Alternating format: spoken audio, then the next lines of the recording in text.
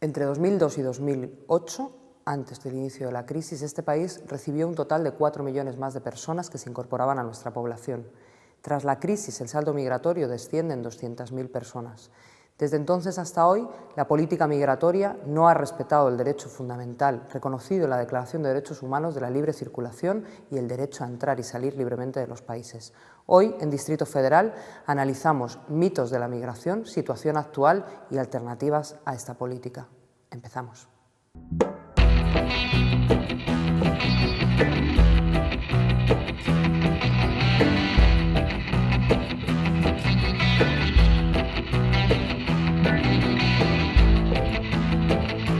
Como en todas las crisis económicas, siempre hay luchas sociales que son más evidenciadas, quizás porque nos afectan de una forma más directa, y otros temas que se quedan en el olvido. Es lo que ocurre cuando hablamos de cómo las políticas de los recortes que llevan aplicándose desde hace tiempo afectan a las comunidades inmigrantes. Por eso hoy nos hemos venido a Lavapiés, a este barrio en el centro de Madrid, donde conviven personas de diferentes nacionalidades y que a través de sus luchas y de la participación ciudadana han conseguido convertirse en un referente cuando hablamos de la defensa de los derechos humanos.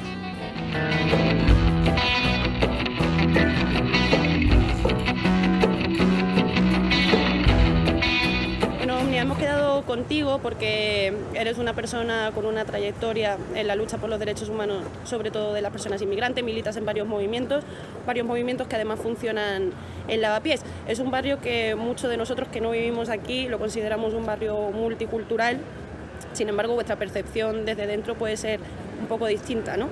Sí, bueno, nosotros como inmigrantes, o yo al menos en mi círculo de amigos de Senegal, de Ecuador y demás, no hablamos nunca de Lavapiés como un barrio multicultural, ¿no? Sino que lo concebimos como una forma natural de que todos somos vecinas y vecinos del barrio. ¿Qué ocurre? Que cuando nos sometemos a actitudes, digamos, o a prácticas como pueden ser las redadas racistas, pues ahí sí que nos vemos obligados o obligadas en hacer esa distinción, ¿no? De decir, ojo, yo no soy como mi vecina blanca, española, que no le para el policía. Todo el carácter, digamos, del inmigrante, pues obviamente está en peligro de quedarse sin documentación, por ejemplo, cuando se queda sin trabajo, sin contrato, se queda sin papeles, ¿no? Entonces eso pues le lleva a una situación que le empuja a vivir en la clandestinidad, por ejemplo, las redadas racistas, no poder circular libremente en la calle. Eso obviamente no le pasa a un trabajador español porque no se queda sin documentación. Sin embargo, ante todos estos problemas, sí que es cierto que también podemos dar una visión positiva, y es la capacidad de asociacionismo y de participación ciudadana cada vez mayor para luchar por los derechos humanos de todos, en este caso el tema que nos trae aquí, que es el de los de la población inmigrante. Esto es algo que pasa en Lavapiés y que tú nos vas a mostrar hoy, ¿no? Sí, bueno, aquí en Lavapiés pues tenemos a SOS Racismo, por ejemplo, a CPM, que después hablaremos con Musta, la Asociación de los Papeles de Madrid, Yo Soy Sanidad Universal, de la cual también formo parte. Nos dedicamos a los acompañamientos y también a dar la batalla en las instituciones para derrocar el Real Decreto que se ha llevado ya vidas por delante.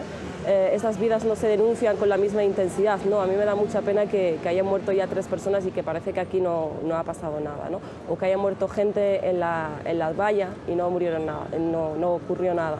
Entonces muchas veces me planteo la pregunta de qué pasaría si esos jóvenes, en vez de negros, fuesen españoles que les disparan en Alemania al llegar. Bueno, pues si te parece vamos a ir a conocerles. Vale, vamos para allá.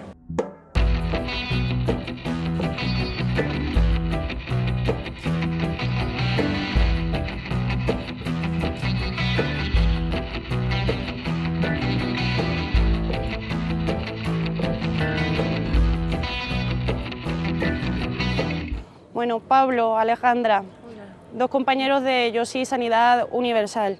Contadme qué es este movimiento, sobre todo a partir de qué necesidad surge. Bueno, en abril de 2012 se publicó el Real Decreto, el 16/2012, que bueno, pues ha generado un nuevo modelo de exclusión sanitaria, donde muchos colectivos, entre ellos las personas migrantes en ciertas situaciones, pues no tienen acceso a la sanidad, no tienen la posibilidad de realizar pues su derecho a la salud. Entonces en abril de ese año, del 2012, nos juntamos pues ciudadanos, ciudadanas con esta preocupación del cambio de modelo y lo que la exclusión iba a significar para mucha gente y para todos, ¿no? En cuanto al sistema.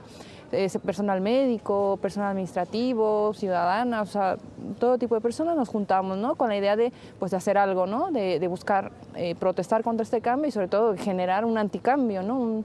Una marcha atrás a lo que teníamos antes. Fue cuando se habló de la objeción de conciencia y de la desobediencia, ¿no? Con la idea de ahí surgió nuestro nombre, ¿no? De continuar atendiendo, de continuar acudiendo al médico, de continuar actuando como en el sistema, como creemos que tiene que ser este sistema. ¿Qué acciones hacéis para llevar a cabo esa desobediencia?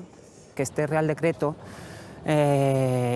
supone un cambio de modelo que ha tomado a los inmigrantes, a las personas que no tienen permiso de residencia, como la punta de lanza de este cambio de modelo.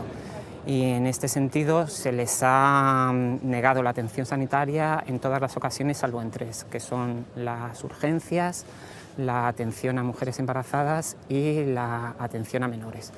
A través de los grupos de acompañamiento conseguimos implicar a los profesionales sanitarios en esta campaña de desobediencia para que se les pueda atender en estas situaciones, pero también en otras muchas en las que se sigue teniendo necesidades de atención sanitaria. ¿Y esto no tiene consecuencias legales? Es decir, o sea, si no se está autorizado a desobedecer la ley, evidentemente es un ejercicio de objeción de conciencia también llevado a la práctica, ¿no os encontráis a veces con problemas en este sentido?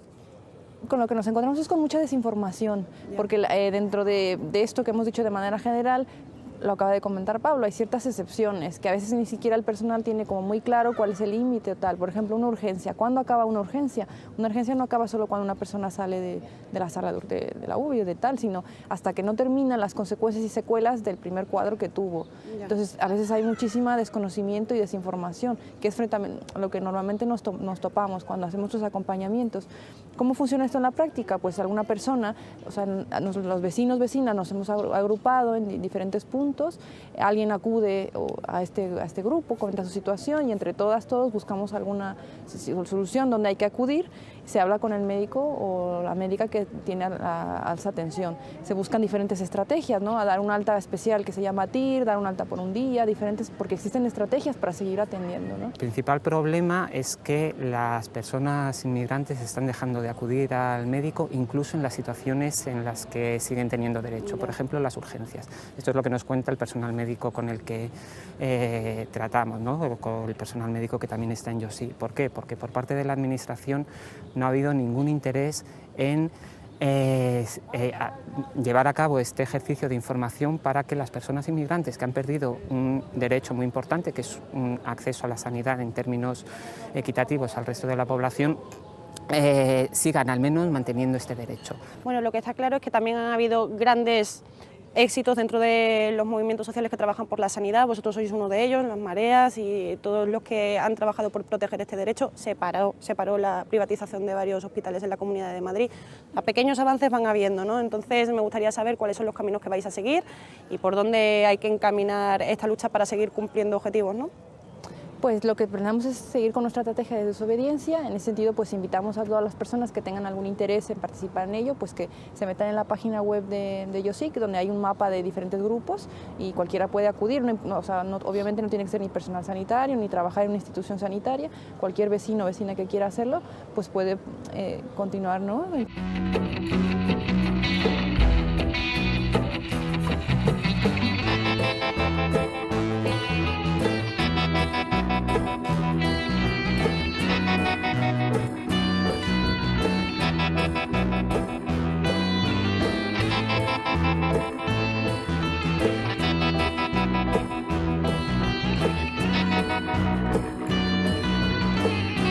Vamos a intentar visualizar cuál es la vida, cuáles son los problemas de la comunidad marroquí aquí. Es la segunda más grande en España, es la nacionalidad más importante y además es una de las más antiguas, que vinieron desde hace más tiempo. Sin embargo, sigue siendo un poco invisibilizada, ¿no? Sí, el problema en sí es que son víctimas de un doble juego. El primero es que han venido aquí no por una elección, han venido por obligación, porque ahí en sus países nunca tuvieron la oportunidad de vivir dignamente. Entonces, vinieron aquí por obligación para hacerse el futuro y para vivir tranquilamente. Y una vez aquí, pues por culpa de muchos factores que hemos nombrado, de factores internos de la comunidad marroquí y de factores del sistema en sí, porque aquí se les trata como mercancía a corto plazo, es decir, una mercancía que como una fast mercancía, así que generas con ella el boom inmobiliario al trabajo y una vez que se acabó, pues se acabó y todo el mundo se olvida de ella. Creo que es importante que para que conozcamos cómo es y cómo vive la comunidad marroquí en España hay que entender un poco de dónde viene. Sí. Entonces, esto es un poco también la historia que lleva vuestra asociación, Sí, ¿no? sí. Se pueden equiparar un poco. Entonces, Claro. para que nos podamos situar, cuéntanos por qué nace esa asociación, en qué características, por qué la traéis aquí, Sí. porque yo creo que eso nos va a dar un entendimiento mayor de Sí. la población marroquí. Sí, como has dicho, se puede hacer un paralelismo entre la historia de la Asociación Marroquí de Derechos Humanos y la comunidad marroquí. Bueno, la asociación lleva desde el 79, pero hubo muchos periodos donde no desapareció, pero el trabajo estaba obstaculizado por la represión del régimen. Tenemos más de 14.000 afiliados y somos, bueno, creo que también hay de las pocas asociaciones que tienen independencia económica total, porque dependemos de los recursos de nuestros miembros y así podemos generar un discurso sin límites y sin ataduras. Y eso, llevar esta historia a la comunidad marroquí es lo mismo. Entonces, asistimos a gente que lleva aquí más o menos 20 o 30 años, pero su único fin es personal, es sacar dinero y volver ahí en Marruecos. Pero como la ecuación cambió, porque antes se podía comprar ahí en Marruecos muy barato y ahora la ecuación cambió, entonces ni siquiera puede comprar en Marruecos para tener un futuro ahí y ni siquiera se puede quedar aquí tranquilamente. Desde la Asociación Marroquí de Derechos Humanos lo que queremos es que esta gente, que no es culpa suya, que se les trata así, ni por parte de las autoridades de aquí, ni del régimen de Marruecos, que intente por lo menos organizarse. O sea, ¿cómo se defienden los derechos humanos sabiendo que el mismo régimen de Marruecos aquí sigue actuando y sigue transmitiendo el mismo mensaje? Hablabas antes y me gustaría que me ampliaras un poco esa idea, porque son problemas que vienen de dentro y de fuera y que confluyen, ¿no? Y se dificulta mucho más vuestra labor. Claro, claro. En las mezquitas están cogidas por el Estado de Marruecos, por la embajada, para decirlo muy claro. Y entonces el mensaje que se difunde es el mismo mensaje para que la gente no avanza intelectualmente, para que la gente siga con el mismo rollo como han venido desde Marruecos. Pero el objetivo no es ni entrar en conflicto con nadie, el objetivo es que habla por sí solo. Como es la gran comunidad marroquí aquí, pues solo el hecho de organizarse y unificarse, esto sí que da marcha adelante a todos los proyectos que necesitan ellos mismos y que necesita todo lo que vive. Y en concreto, Sadi, por último, ¿qué acciones hace o cómo trabaja la asociación para que esta participación ciudadana de la comunidad marroquí se dé? Tenemos abogados que nos tramitan cosas personales de ellos. Y luego de esta parte, de este conjunto de la gente que las solucionamos sus cosas, pues algunos vienen. Pero lo hacemos así por hecho y viene, por ejemplo, ahora vienen 30%, 40%. Luego los 70% desaparecen, pero y así se puede conseguir, porque si no, no tenemos ningún contacto, porque el contacto real es un contacto de interés personal.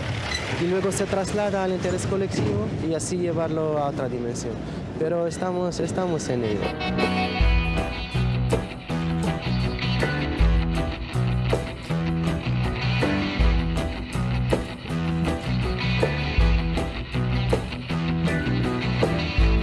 ¿¿Cómo es la vida de la comunidad senegalesa en Madrid durante la crisis y con todas estas políticas que os afectan tan directamente a vosotros? Sí, muy duro, porque la mayoría de nosotros antiguamente tenían trabajo, ¿no? Trabajan normal con la construcción, algunos de ferralla, algunos de algunas fábricas, pero desde que empezó la crisis se nota que detrás de todo hay tanta discriminación sobre el trabajo, sobre la vida laboral, ¿no? Porque si trabaja una empresa que trabaja con máximo 5 personas, un extranjero, a lo mejor si empezaba a quitar, primero quitar el extranjero. En los últimos momentos, la mayoría de la gente que trabajan antes, algunos han ido a Senegal voluntariamente sin volver, otros han ido a otros países de Europa. Los que eran por aquí ya no tienen otro medio que hacer, es vender. Entonces, vender hasta que encuentres un trabajo que te pertenece y tú sigues vendiendo. ¿Vender, Mustang, en qué condiciones? Porque no son condiciones de venta tampoco normales. No, es ilegal, porque lo que dice la ley se llama vender ilegal, ¿no? La top manta que estamos diciendo por aquí es de un poco más lo que llaman la gente, ¿no? Pero no es cosas que es delincuente ni nada, porque son cosas que compramos a algún sitio y llevarlo a vender, ¿no? Mientras que la gente que le compra también tiene la misma necesidad que nosotros, porque son gente que quieren cosas, pero no tienes medios suficientes para comprar cosas algo caro en las tiendas de marca que hay por aquí en Europa, ¿no? Pero no tiene nada que ver lo que dicen los medios de comunicaciones, que somos delincuentes, somos gente de mafia, estamos en una red de Al-Qaeda, pero todo eso es mentira, todo eso es una filtración para que los gobiernos y la gente se mete entre los inmigrantes y los manteros. ¿Por qué muestra esa criminalización constante de la comunidad inmigrante por parte de los gobiernos y en consecuencia también de mucha gente, ¿no? Mucha gente, porque claro, de una parte es que aquí los medios de comunicación hacen una filtración entre los inmigrantes. A lo mejor si eres negro tú sufres más que un blanco un inmigrante, ¿no? Los que gobiernan hacen su cosa como les da la gana y hacer sus leyes para discriminar las cosas y prohibir la vida social y la integración, porque esto es lo que hacen los gobiernos españoles, ¿no? Intentar prohibir la solidaridad, la convivencia, porque poner leyes para diferenciar la gente, mientras que están para unirnos, se pone leyes para diferenciarnos, para separarnos, para que cada uno tiene miedo con la otra. Una de dos, o se pierden las esperanzas o te asocias y creas comunidad. No, yo pienso que a lo mejor si una persona que ha decidido dejar su país y su familia, lo que más quiere en su vida, y elegir tu tierra, a lo mejor, como nosotros los senegales decimos la teranga, es como se dice un proverbio senegalés, dicho que la teranga es una persona que está abierto. Entonces, una persona que deja todo viene contigo, tiene que irlo con las manos abiertas, porque a lo mejor se aprende de ti cuando vuelvan a su tierra que ganas vas a volver. Pero yo veo a gente que han llevado aquí casi 10, 20, 15 años, una vez que van a Senegal no quieren volver, porque a lo mejor se ven, cuando están por aquí están sufriendo, pero cuando vuelven a su tierra sabes que se han perdido tanto tiempo, entonces tienen que recuperar este tiempo, a lo mejor no vuelven por aquí. ¿Por qué? Por la forma que le tratarán por aquí, por tema de la policía, por tema de la gente, porque aquí hay muchas discriminaciones de personas y psicológicamente, porque imagínate, si eres negro, te subes en un autobús, la gente sabe que eres negro, no se sienta en su lado, y tú te sientes como discriminado. Para tratarlo como tú, tienes que intentar conocerle qué tipo de persona es. Entonces, a lo mejor nosotros venimos preparados, porque nuestro país, nuestras familias te educan primeramente porque tenemos educación familiar. Entonces te educan, te dan clase, mientras que a lo mejor de nosotros la mayoría tiene 3 idiomas que hablan o 4. Son gente que han nacido para intentar salir por fuera. Entonces porque sus familias han preparado a hablar wolof, algunos inglés, francés, hasta español. Entonces cuando llegas aquí la gente te corre porque dice que eres un delincuente, es una gente que tienes que darle miedo porque la imagen que vende por África siempre es la pobreza, la miseria y los enfermos. Entonces la gente que no sabe nada no son racistas, son gente cerrada que no saben lo que existe en otra parte del mundo. Pensar que todos los negros llevan virus en su cuerpo, todos los negros entran delincuentes porque son pobres, entonces una pobre si te ven con dinero te roban, te agrede, pero encima eso no lo es. Somos gente normal, gente corriente que quieren trabajar con ganas de realizar algo en nuestra vida, ¿no? Para acabar con todos esos mitos, Mustang, ¿qué tenemos que hacer? Nosotros, por ejemplo, ¿qué podemos los españoles, hacer? A lo mejor no puede decirte nada, abre su casa y dice los inmigrantes que vengan, ¿no? Pero los que están por aquí casi 20, 15 años, que le intentar dar suficientes materiales para que su integración está mucho mejor. Los africanos que vienen para aquí vienen para luchar, porque se han vivido una situación mucho más difícil que vivir en España. Porque imagínate levantar una casa que te vas a esperar un día sin comer, o a lo mejor tu familia no puede ni mantenerse. Por eso la gente lucha para saltar la valla y venir aquí. Entonces, detrás de todo eso hay un problema, entonces este problema hay que solucionarlo. Entonces, para solucionar el problema es que estos países donde viene la gente hay que saber qué problema hay por ahí.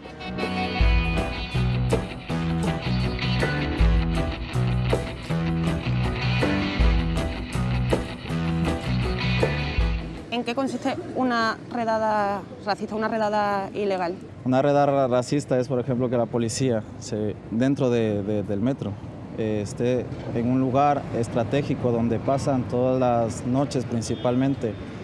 Y de hecho es gente no es gente que sale de fiesta, no es gente, son currantes, son obreros inmigrantes que salen a lo mejor a las 12, 10 de la noche, hasta la 1 de la noche de trabajar, y se ven con la situación de que gente, o sea, policías nacionales los detengan, ¿no? Ellos hablan de detenciones aleatorias para como controlar un poco la cosa, ¿no? Pero realmente es una concepción totalmente racista la que ellos emplean, porque todo lo que sea inmigrante, todo lo que tengan unos rasgos de inmigrante son los que están retenidos y los tienen en fila. O sea, lógicamente toda la gente que va llegando no son capaces de identificar a todos a la vez, pero los retienen ahí. Y después de la detención, me imagino que algunos vuelven a su vida normal y otros a lo mejor no, ¿no? Otros no, claro. En Carabanchel, en Oporto, está allí el CIE da Luche, aquella comisaría que realmente no sabe muy pocas cosas de lo que pasa adentro, ¿no? Al no estar regularizado por ningún tipo de norma, como sí que tienen, por ejemplo, las cárceles de presos comunes, pues allí realmente eso lo lleva el Ministerio del Interior y la Policía Nacional, ¿no? No sabemos qué pasa allí, hay muchas denuncias de maltrato dentro. Ha muerto gente porque realmente las condiciones allí no tienen ningún tipo o sea, sanitariamente, no hay un tipo de cobertura hacia todos, ¿no? Y David, ¿no está ampliándose un poco más la sensibilidad con este tema, sabiendo que ahora mismo somos también nosotros los que estamos emigrando a países como por ejemplo el tuyo, que además pone facilidades para que vayamos? En general yo diría que no, ¿eh? Realmente se está haciendo todo este tipo de experimentos con el lenguaje, se le pretende dar otro cariz completamente diferente a la inmigración, que en este sentido es España la que manda, ¿no? Pero nos encontramos con que en los medios de comunicación se sigue criminalizando a los inmigrantes de aquí. De cierta manera se cosifica a los inmigrantes, se lo señala como que es algo normal que por el hecho de ser inmigrante tenga que verse en esta situación, ¿no? Y sin embargo, cuando se tiene que hablar de migrantes españoles que han tenido que ir hacia Europa, hacia Latinoamérica, ¿no? Realmente ahora son exiliados económicos, ¿no? O sea, realmente se juega con el lenguaje, ¿no? Ellos son héroes, ellos son los pobres indefensos que han tenido que salir de aquí. Y realmente aquí en España hay un problema, claro que hay un problema, pero es el problema que ellos están todo el tiempo desde los medios de comunicación dando. Y aquí no somos exiliados económicos, aquí somos inmigrantes.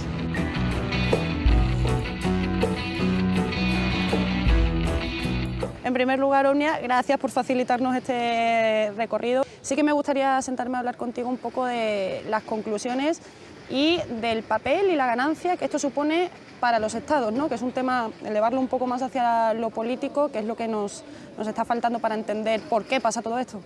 Vale, yo hablaré más concretamente del caso de África. No podemos hablar de la inmigración aquí en España sin hablar del expolio de las élites económicas europeas que ejercen en el continente africano.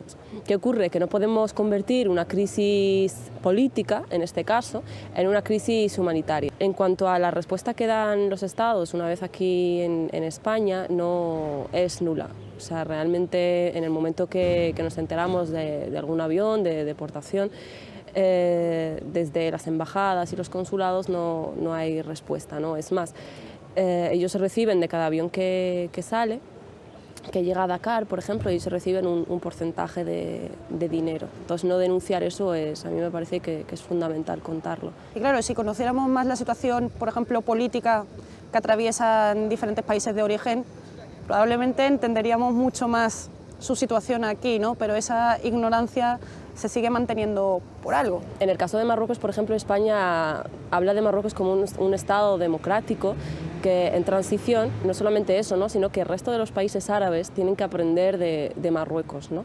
Donde a día de hoy pues, tenemos casos de secuestros, persecuciones, presos políticos y demás por el hecho solamente porque salen a manifestarse, ¿no? Entonces, España, por ejemplo, no se corta, ¿no?, en halagar de alguna manera al rey de Marruecos, que es una de las personas más ricas del mundo. En Marruecos a día de hoy hay gente que no puede ir al médico, etc., etc. ¿Qué caminos hay que seguir y qué está en nuestras manos hacer, ¿no?, para ir mejorando todas estas cuestiones? Si la tierra es de quien la trabaja, si Madrid es de quien la trabaja, yo creo que formaciones políticas, como puede ser el caso de Podemos, de Izquierda Unida, etc., tienen que empezar a hablar de los inmigrantes en la misma medida que lo hacen de los migrantes.